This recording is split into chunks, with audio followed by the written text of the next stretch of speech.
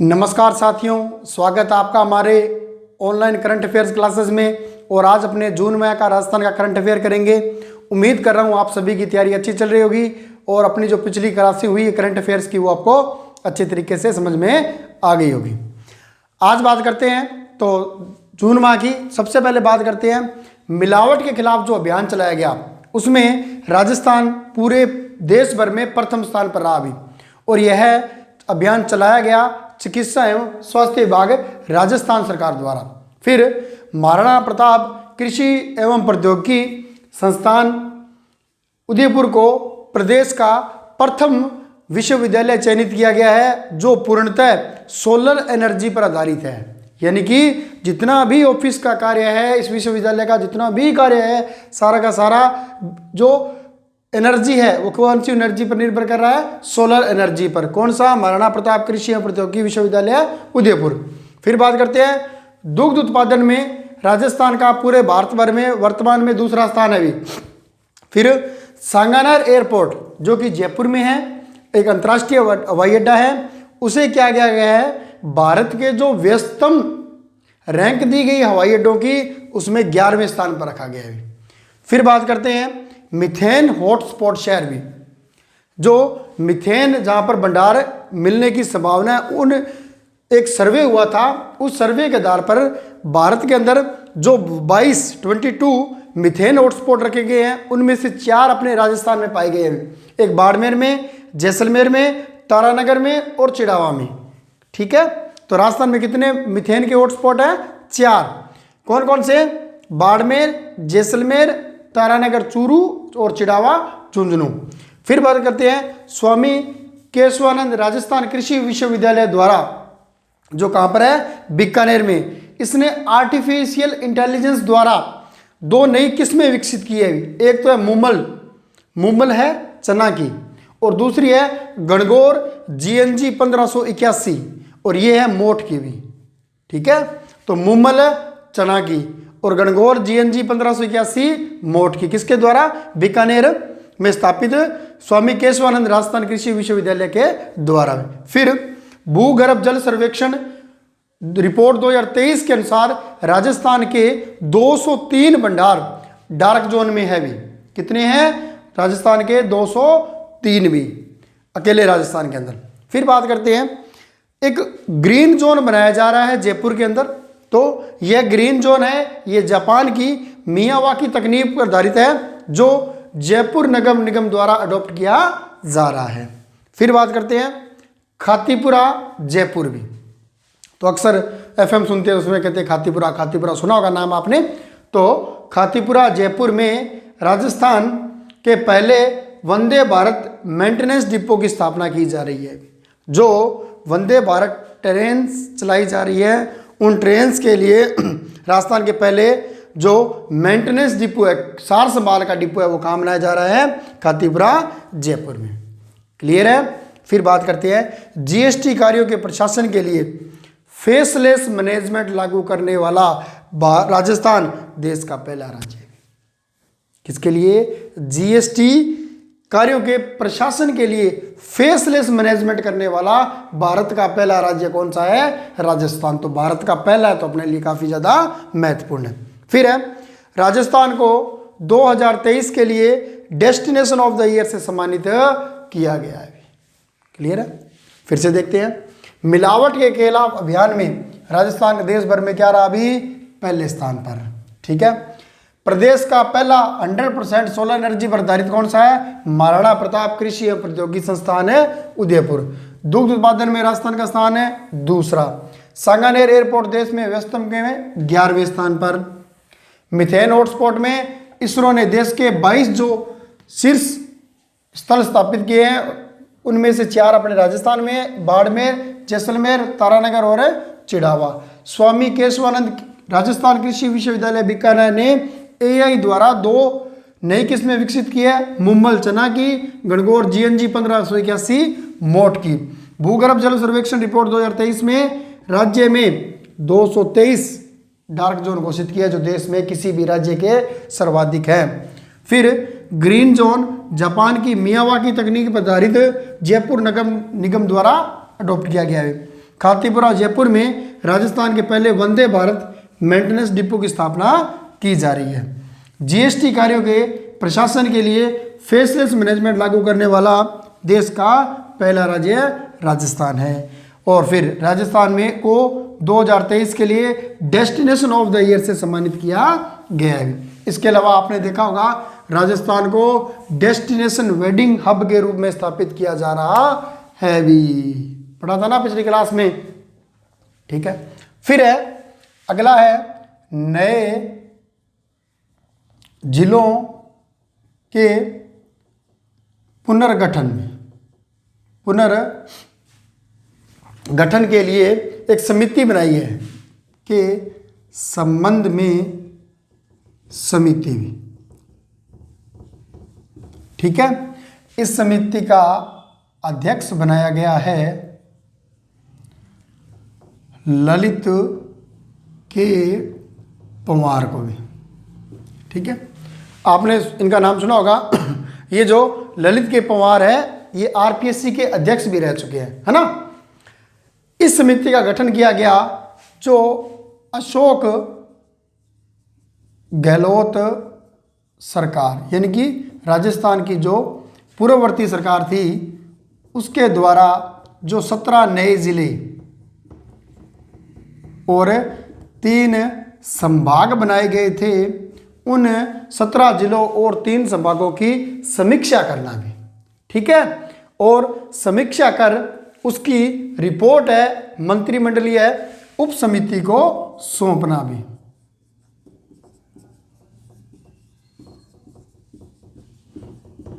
ठीक है, तो किसकी अध्यक्षता में? ललित के पंवार की अध्यक्षता में एक समिति का गठन किया गया और उसका कार्य क्या था? जो 17 जिले व 3 संभाग बनाए गए थे उनका क्या करना? समीक्षा करना। ठीक है, और इसका गठन हुआ था 28 जून 2024 को, याद रखना। और यह अपना जो रिपोर्ट है वो किसको पेश करेगी? यह अपनी रिपोर्ट पेश करेगी मंत्रिमंडल स्तरीय उप समिति को भी। ठीक है, एक बात और देख लेते हैं, ये जो 17 जिले बनाए गए थे वह 3 संभाग, इसकी अनुशंसा किसने की थी? तो राम लुभाया समिति भी, ये भी एग्जाम में पूछी जा चुकी है। तो राम लुभाया समिति ने क्या अनुशंसा की थी कि 17 नए जिले और 3 संभाग बनाए जाएंगे। और इसकी समीक्षा के लिए जो पुनर्गठन समिति बनाई गई है ललित के पंवार की अध्यक्षता में, जिसने अपनी रिपोर्ट दी किसको? मंत्रिमंडलीय स्तरीय उप समिति को। इस उप समिति के अध्यक्ष भी उप मुख्यमंत्री प्रेमचंद बैरवा भी, याद रखना। ये जो संसद स्तरीय और मंत्रिमंडल स्तरीय उप समिति है जिसको रिपोर्ट दी गई, वो रिपोर्ट के अध्यक्ष कौन है? उप मुख्यमंत्री प्रेमचंद बैरवा। इसके साथ साथ इसके सदस्यों की बात करें तो एक तो अभी राज्यवर्धन सिंह राठौड़ भी। कौन से मंत्री हैं? उद्योग मंत्री। कौन से मंत्री हैं? राजस्थान के उद्योग मंत्री। तो सदस्य भी अपने लिए काफी महत्वपूर्ण है, क्योंकि देखो जो भी मंत्रिमंडल की समिति होती है वो अपने आप में एक प्रश्न तैयार हो जाता है। ठीक है, तो मंत्रिमंडलीय जो उप समिति है उसके अध्यक्ष है doctor deputy CM Premchand Bairwa. इसके सदस्य हैं उद्योग मंत्री राज्यवर्धन सिंह राठौड़ भी। इसके अलावा राजस्व मंत्री हेमाराम मीणा भी इसके क्या है? सदस्य हैं। तो याद रखना, अध्यक्ष प्रेमचंद बैरवा, सदस्य हेमंत मीणा और राज्यवर्धन सिंह राठौड़ भी। इसके अलावा एक और है जल संसाधन मंत्री भी।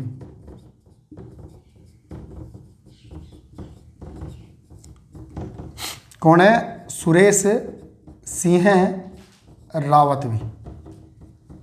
क्लियर है? तो मंत्रिमंडलीय उप समिति में एक अध्यक्ष और 3 सदस्य हैं, जिसने वर्तमान में तो अपनी रिपोर्ट सरकार को सौंप दी है। ठीक है, और किसकी अनुशंसा पर बनाए गए थे? रामलुभाया समिति के। और जो पुनर्गठन समिति है उसका अध्यक्ष बनाया किसको? ललित के पंवार को भी। ठीक है, फिर बात करते हैं, अगला जो टॉपिक है वो है खरमोर ब्रीडिंग सेंटर भी। खरमोर ब्रीडिंग सेंटर भी। ठीक है ना, ब्रीडिंग खरमोर नहीं है अभी, ये क्या है? खरमोर ब्रीडिंग सेंटर भी। ठीक है, पहला सेंटर बनाया गया था अभी अजमेर में, और दूसरा बनाया गया है सोरसेन, जो कि अंता तहसील और 12 जिले में है अभी। ठीक है, तो खरमोर ब्रीडिंग सेंटर पहला खोला गया था अजमेर में, और दूसरा कहाँ खोला गया है? सोरसेन 12 के अंदर भी। ठीक है, ये खरमोर क्या है अभी? एक पक्षी है, एक पक्षी है जो क्या है? अजमेर जिले का शुभंकर है। ठीक है, इसे कहा जाता है बारिश का अग्रदूत भी। कौन सा पक्षी? खरमोर पक्षी। कहां पर बनाया गया है? पहला खोला गया था अजमेर में, दूसरा सोरसेन 12 के अंदर भी। अजमेर का क्या ये शुभंकर भी है, और इसे बारिश का अग्रदूत कहा जाता है, और वर्तमान में विलुप्ति के कगार पर है। तो विलुप्ति की कगार पर होने के कारण इसको क्या किया गया है?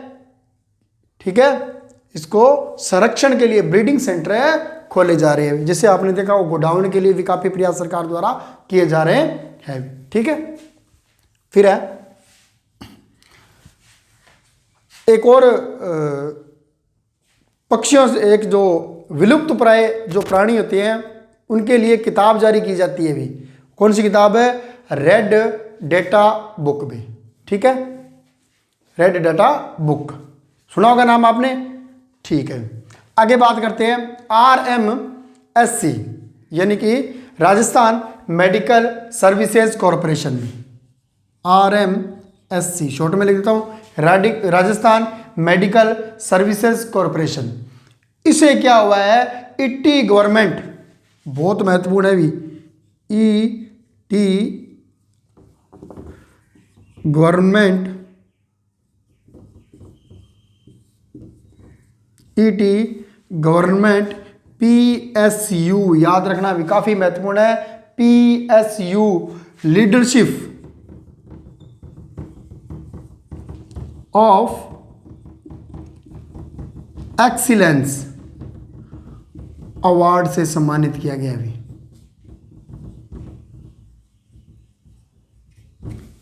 किसे? राजस्थान मेडिकल सर्विसेज कॉरपोरेशन को ईटी गवर्नमेंट PSU लीडरशिप और एक्सीलेंस अवार्ड से सम्मानित किया गया है। कौन सा अभी?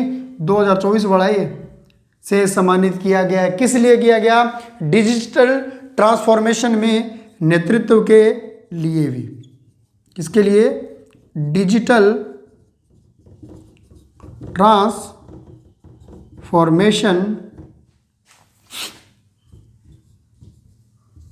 डिजिटल ट्रांसफॉर्मेशन में नवाचार के लिए या नेतृत्व के लिए। कौन सा?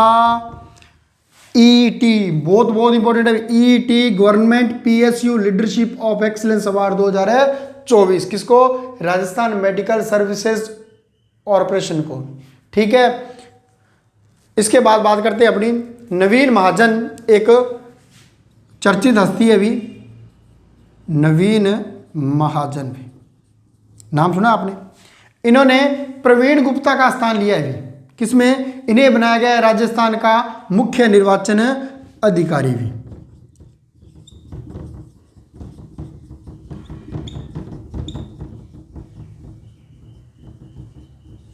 किसको? नवीन महाजन को इन्होंने स्थान लिया है प्रवीण गुप्ता का, यानी इससे पहले कौन थे?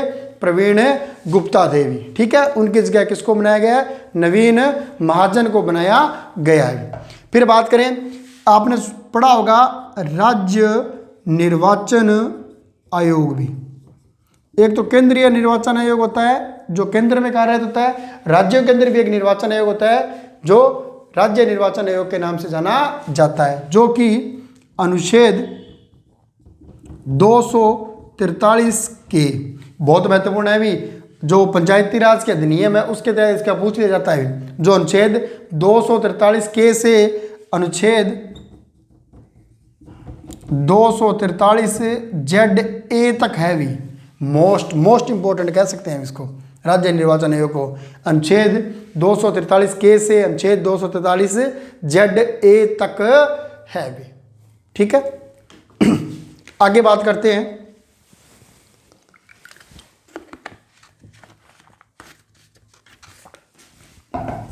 गंगाराम मूलचंदानी भी।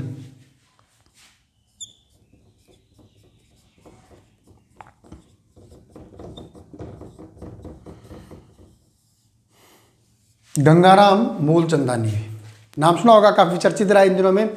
ये क्या है, राजस्थान राज्य मानवाधिकार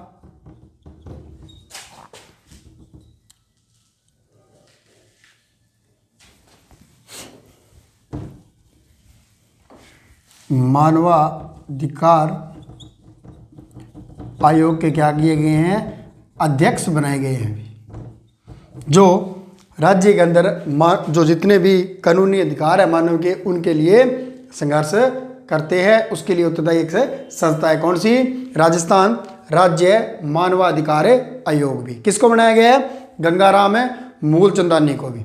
ठीक है, इससे पहले कौन था, जीके व्यास थे, गोपाल कृष्ण व्यास भी। यह क्या है, एक सांविधिक संस्था है भी, याद रखना, सांविधिक संस्था है, यानी कि गैर संवैधानिक है। अक्सर पूछा जाता है निम्न में से कौन सा संवैधानिक है, कौन सा असंवैधानिक है या गैर संवैधानिक है, तो ये क्या है, सांविधिक है, विधि द्वारा एक कानून गठन करके बनाया गया है, न कि भारत के संविधान में दर्ज है। संवैधानिक नहीं है, एक सांविधिक संस्था है भी। गठन कब हुआ, 18 जनवरी 1949 को भी।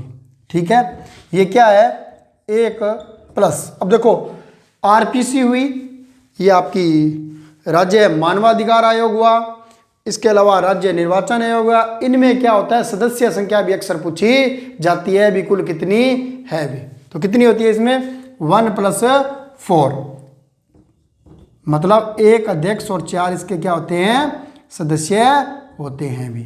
नियुक्ति कौन करता है, राज्यपाल भी, क्योंकि राज्य के लिए बनाया गया है इसलिए इनकी नियुक्ति किसके द्वारा होती है, राज्यपाल द्वारा होती है। और है क्या ये, सांविधिक या गैर संवैधानिक पद है। 18 जनवरी 1949 को इसकी गठन हुआ था, और कहाँ हुआ था, जयपुर में भी। क्लियर है, वर्तमान अध्यक्ष कौन है, गंगाराम मूलचंदानी है भी। क्लियर है। फिर बात करते हैं मीसा बंदी सम्मान समारोह है भी। मीसा बंदी सम्मान समारोह है 2024। तो आपने ये शब्द सुना होगा मीसा। ये मीसा बंदी क्या थी भी, ये 1975 से 1970 के बीच में क्या था, जो राजनीतिक या सामाजिक कारणों से जिन भी व्यक्तियों को बंदी बनाया गया भी, कब से, 1975 से 1977 तक राजनीतिक या सामाजिक कारण से जिन भी नागरिकों को बंदी बनाया गया, उन्हें मीसा बंदी की संज्ञा दी गई थी भी। ठीक है, और इसमें क्या कहा गया, जो ये सम्मान समारोह है, ये जो मीसा बंदी थे इनको प्रति माह 20,000 रुपये भी मासिक पेंशन प्लस 4,000 रुपये उपचार हेतु, मतलब चिकित्सा सुविधा कर लो, उपचार ना करके चिकित्सा सुविधा हेतु प्रदान किए जाएंगे भी। कहाँ पर हुआ ये समारोह है, जयपुर में हुआ। घोषणा किसने ने की? सीएम श्री भजनलाल ने, उनके द्वारा घोषणा की गई। मिसा बंधुओं को 20,000 रुपये मासिक पेंशन प्लस 4,000 रुपये चिकित्सा सहायता के रूप में दिया जाएगा। क्लियर है। फिर बात करते हैं प्रधानमंत्री ई बस सेवा, ई बस योजना, प्रधानमंत्री ई बस योजना भी। प्रधानमंत्री ई बस से मतलब इलेक्ट्रिक बस योजना भी, ठीक है, जो कि 16 अगस्त 2023 को चलाई गई। ठीक है, कौन सी?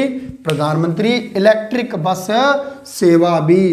प्रदूषण और बीमारियों से मुक्त वातावरण पैदा करने के लिए, उत्पन्न करने के लिए बड़े शहरों के अंदर साथ में पब्लिक ट्रांसपोर्ट के रूप में क्या चलाई जा रही है? प्रधानमंत्री ई बस सेवा चलाई जा रही है, जो कब लागू की गई? 16 अगस्त 2023 को भी। इसमें अपने राजस्थान के 8 शहर शामिल हैं। कितने? 8 शहर शामिल है। इन 8 शहरों में 500 बसें चलाई जाएगी। कितनी बसें? 500 बसें। अब ये 8 शहर कौन कौन से हैं? देखो भी, सबसे पहले तो सबको पता है भी, जयपुर तो होना ही होना है, साथ में होगा जोधपुर, है ना। फिर बड़ों शहरों में उदयपुर और कोटा, ठीक है। फिर कहते हैं जी जयपुर हो गया, जोधपुर हो गया, उदयपुर, कोटा हो गया, तो ये तो संभाग मुख्यालय चल रहे हैं ना। तो जयपुर हो गया, जोधपुर हो गया, उदयपुर हो गया, कोटा हो गया, अजमेर हो गया और बीकानेर, यानी 6 तो क्या हो गए? संभाग मुख्यालय। कौन सा बच गया? भरतपुर। जी भरतपुर को शामिल नहीं करेंगे, भरतपुर के पड़ोसी अलवर को शामिल कर लेंगे, और इसके साथ ही एक बच गया भीलवाड़ा भी। क्लियर है। इलेक्ट्रिक प्रधानमंत्री ई बस योजना, और मैंने कहा था पीछे आंकड़े भी जारी हुए, सर्वाधिक इलेक्ट्रिक व्हीकल खरीदने में पहले स्थान पर कौन सा था? चंडीगढ़ था भी। ठीक है, तो अब जो ये इलेक्ट्रिक जितने भी बसेज हैं, चाहे वो इलेक्ट्रिक कारें हैं या स्कूटी है, इन पर जो सरकार है उसका विशेष फोकस किया हुआ है भी। तो राजस्थान के 8 शहरों में कितनी बसें हैं? 500। कौन कौन से शहर? जी संभाग मुख्यालय सारे ही हैं जी।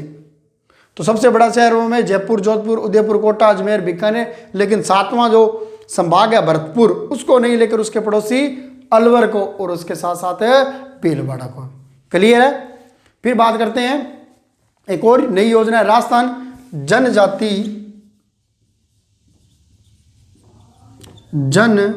जनजाति परामर्श दात्री समिति भी का क्या किया गया है? अभी गठन किया गया है। किसके द्वारा? मुख्यमंत्री भजन लाल शर्मा द्वारा भी। ठीक है, कौन सी? राजस्थान जनजाति परामर्शदात्री समिति का गठन किया गया, और इसमें कुल 14 सदस्य बढ़ाए गए। जनजाति से संबंधित 14 सदस्यों को इसमें क्या किया गया? मनोनीत किया गया। कौन सी योजना में? राजस्थान जनजाति परामर्शदात्री समिति या परिषद भी। कहाँ किसने किया? सीएम भजनलाल द्वारा। कुल कितने सदस्य है? 14 सदस्य जो जनजाति से संबंधित है भी।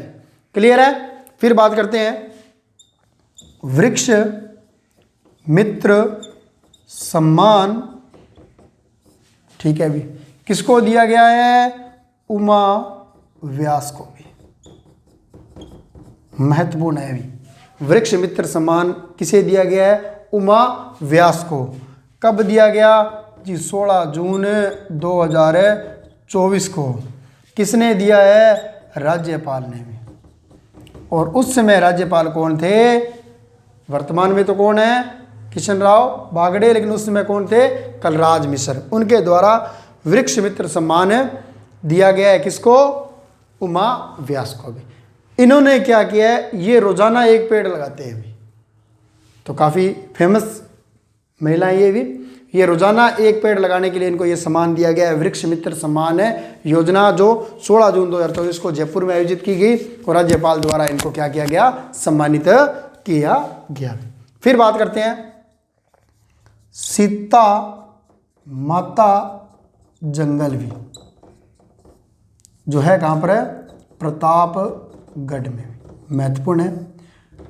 तो सीता माता अभ्यारण्य किसके लिए फेमस है अभी, उड़ने वाली गिलहरियों के लिए, उड़न गिलहरी के लिए प्रसिद्ध है। कौन सा, सीता माता अभ्यारण्य। यहां पर क्या गए हैं, शैल चित्र खोजे गए हैं, अभी शैल चित्र पाए गए हैं, जो कब के हैं, 40,000 से 1,000 ईस्वी पूर्व के बताए जा रहे हैं। कितने, 40,000 से 1,000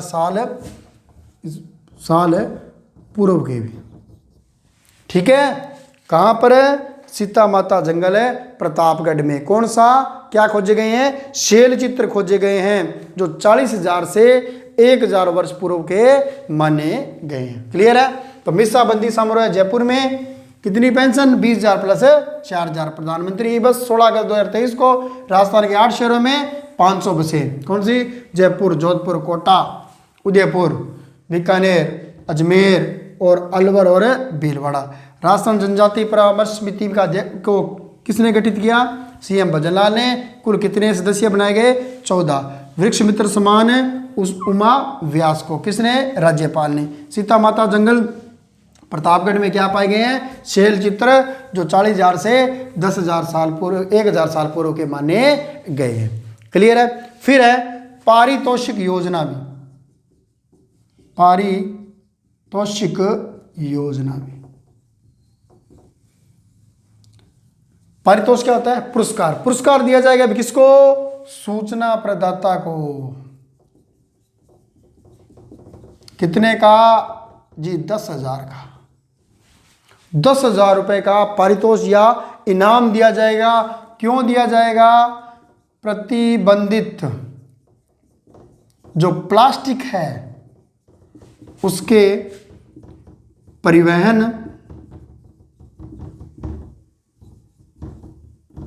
भंडारण या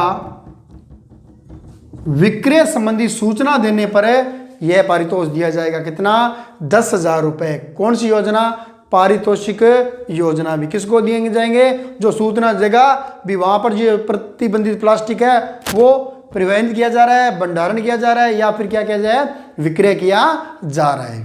क्लियर है। कौन देगा, राजस्थान है सरकार देगी। ठीक है।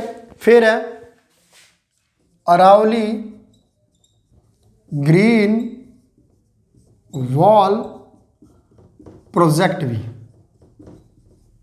अरावली ग्रीन वॉल प्रोजेक्ट भी। यह क्या है, हरियाणा, राजस्थान, गुजरात व दिल्ली, इन 4 राज्यों की एक संयुक्त परियोजना है भी। ये क्या कहेगी, अरावली की दोनों तरफ। ठीक है, जो अरावली है उसके दोनों तरफ एक तो क्या हो रहा है, मरुस्थलीय विस्तार, और एक क्या हो रहा है, अरावली खनन, अरावली को उत्खनन से बचाने हेतु भी। कितने राज्यों की है, 4 राज्यों की, यानी 3 राज्य और एक केंद्र शासित, हरियाणा है, गुजरात है, दिल्ली है और गुजरात, राजस्थान है भी। ये मिलकर क्या कर रहे हैं, एक ग्रीन वॉल का निर्माण करेंगे भी। अरावली ग्रीन वॉल प्रोजेक्ट नाम दिया गया है, जो अवैध खनन और अरावली का जो मरुस्थलीय विस्तार है उसको रोकने के लिए एक दीवार बना रहे हैं, ग्रीन वॉल बना रहे हैं। ठीक है, यह वॉल क्या होगी, 1400 किलोमीटर तो क्या होगी, लंबी होगी, लिख देते हैं 1400 किलोमीटर लंबी व 5 किलोमीटर चौड़ी होगी भी, याद रखना, जो कि पोरबंदर, जहाँ कहाँ पर है, गुजरात से दिल्ली तक। ठीक है ना। इसमें अपने जो राजस्थान है, अपने राजस्थान के 18 जिले शामिल होंगे भी। किसमें?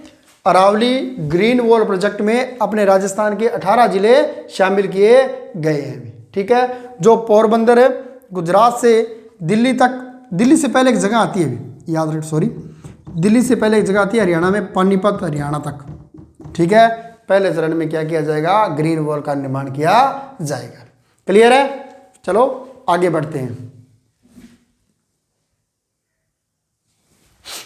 आगे बात करते हैं निपुण राजस्थान अभियान भी। निपुण भारत या निपुण अभियान, सीधा ही लिख लेते हैं, निपुण अभियान भी कहाँ पर? शिक्षा के लिए। किसके द्वारा? नई शिक्षा नीति, न्यू एजुकेशन पॉलिसी 2020 तक में, जो न्यू एजुकेशन पॉलिसी 2020 है उसके तहत एक अभियान चलाया गया है, निपुण अभियान भी। इसकी शुरुआत अपने राजस्थान में चित्तौड़गढ़ से हुई है। अपने राजस्थान में चित्तौड़गढ़ से हुई है भी। और एक और बात बताऊं, इसके तहत वर्तमान में भी परख परीक्षा का आयोजन कराया जा रहा है। परख परीक्षा तो एग्जाम की दृष्टि से क्या है? बहुत ही महत्वपूर्ण है। परख परीक्षा का आयोजन जो 4 दिसंबर 2024 को प्रस्तावित है भी, जो कक्षा 3 और 6 के विद्यार्थियों से ली जाएगी। ठीक है, कौन सी परीक्षा? परख परीक्षा। कक्षा 3 व 6 के विद्यार्थी ही शामिल होंगे इसमें भी। क्लियर है? राजस्थान में कहाँ से शुरू हुआ? चित्तौड़गढ़। तो पारितोषिक योजना सूचना प्रदाता को 10,000 रुपये। Aravalli green wall project Rajasthan Haryana Gujarat और दिल्ली की परियोजना, राजस्थान के 18 जिले, 1400 किलोमीटर लंबी दीवार और 5 किलोमीटर चौड़ी भी। कहाँ से? पोरबंदर से पानीपत हरियाणा तक। निपुण अभियान शिक्षा के लिए NEP 2020 के तहत राजस्थान में चित्तौड़गढ़ से, और इसके साथ ही एक परीक्षा का आयोजन किया जा रहा है, परख परीक्षा 2024, जो 4 दिसंबर 2024 को क्या है? प्रस्तावित है अभी, तो बाकी देखते जब हो जाए। फिर बात करते हैं रानी लक्ष्मीबाई। देखो, लड़कियों में आपने देखा होगा, गवर्नमेंट स्कूल की लड़कियां, उनको आजकल सेल्फ डिफेंस की ट्रेनिंग दी जा रही है। ठीक है, ताकि वो अपनी आपातकाल परिस्थिति में अपनी आत्मरक्षा कर सके भी। ठीक है, तो रानी लक्ष्मीबाई आत्म रक्षा कमांडो प्रशिक्षण भी। पहले तो क्या था? रानी लक्ष्मीबाई आत्मरक्षा प्रशिक्षण ही था, लेकिन अब इसका नाम क्या किया गया है? रानी लक्ष्मीबाई आत्मरक्षा कमांडो प्रशिक्षण भी। ठीक है, किसको दिया गया है? राजस्थान की 359 महिला PTI को भी। PTI फिजिकल टीचर होता ना, PTI फिजिकल टीचर इंस्ट्रक्टर, उनको क्या दिया गया है? 359 महिला PTI को प्रशिक्षण दिया गया है। वो क्या करेंगी? ये आगे जाकर स्कूली जो छात्राएं हैं, छात्राएं, उनको क्या देगी? प्रशिक्षण प्रदान करेगी आत्मरक्षा का। क्लियर है? फिर बात करते हैं IPD टावर भी।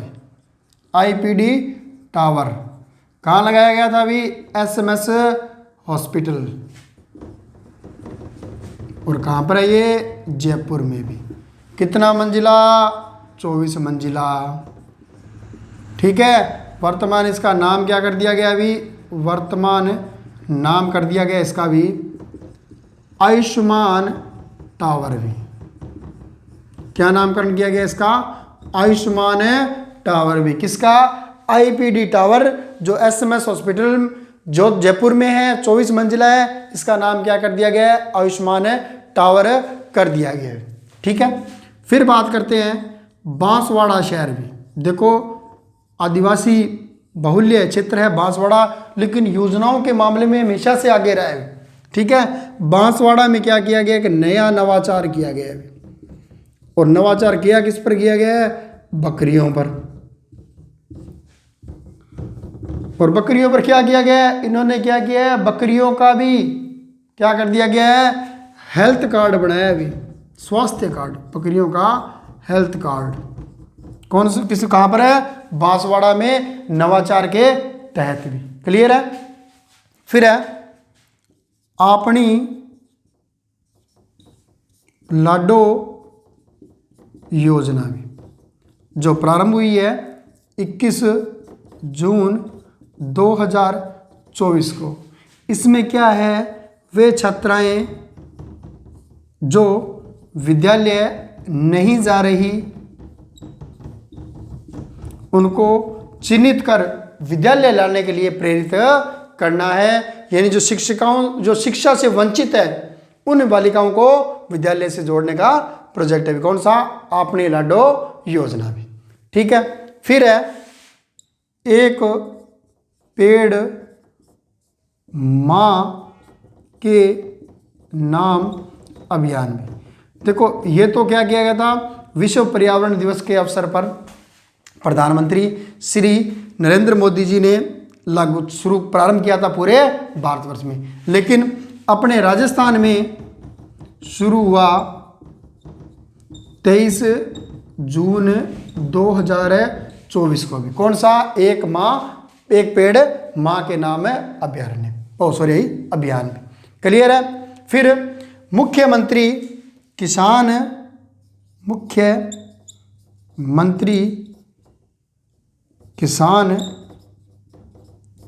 निधि सम्मान योजना भी।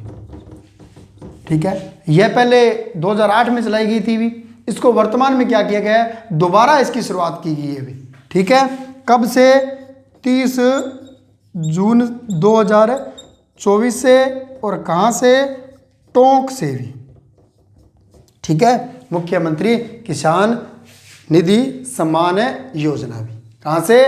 टोंक राजस्थान से 30 जून 2024 को लागू किया है। क्लियर है।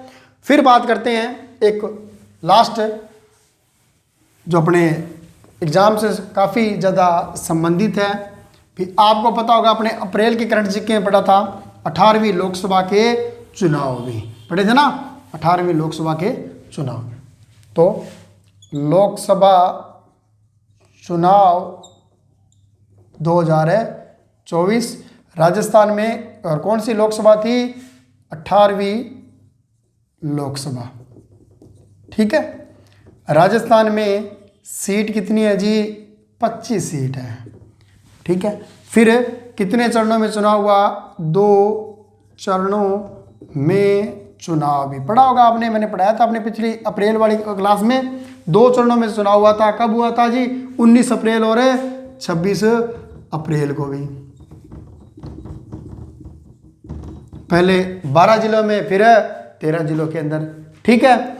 इस चुनाव में क्या हुआ, जो प्रमुख पार्टियां रही वो बीजेपी थी या आईएनसी इंडियन नेशनल कांग्रेस, एक बीएपी और एक सीपीएम मार्क्सवादी कम्युनिस्ट पार्टी सीपीएम, और एक वो कौन सी थी? राष्ट्रीय लोकतांत्रिक पार्टी भी। ठीक है। तो इन चुनावों के अंदर सबसे ज़्यादा राजस्थान में 25 में जो सीटें प्राप्त हुई थी वो जी बीजेपी को हुई थी, कांग्रेस को 8 हुई थी। ठीक है। भारतीय आदिवासी पार्टी को 1, सीपीएम को 1 और राष्ट्रीय लोकतांत्रिक पार्टी को 1 भी। ठीक है। तो सर्वाधिक सीटें प्राप्त हुई बीजेपी को, फिर कांग्रेस को 8, सीपीएम को 1, भारतीय आदिवासी पार्टी को 1, राष्ट्रीय लोकतांत्रिक पार्टी को 1 सीटें प्राप्त हुई भी। क्लियर है। फिर बात करते हैं सबसे बड़ी जीत भी। बड़ी जीत किसको मिली भी? महिमा कुमारी मेवाड़ को भी। ठीक है। जोधपुर जो उदयपुर राजघराने की महिला है भी, तो मेरे को मिली है कौन सी सीट से? राजसमंद सीट से भी। और लगभग 3,42,000 मतों से क्या रही थी? ये विजेता रही थी। फिर बात करते हैं सबसे छोटी जीत, अपने राजस्थान की बात करें, सबसे छोटी जीत भी ये मिली राव राजेंद्र सिंह को। कहाँ से? जयपुर ग्रामीण से भी। ठीक है। तो बड़ी जीत महिमा कुमारी मेवाड़ को, छोटी जीत राव राजेंद्र सिंह को भी। इनकी जीत का अंतर रहा 1600 15 मत भी काफ़ी छोटे हुए। फिर 3 महिला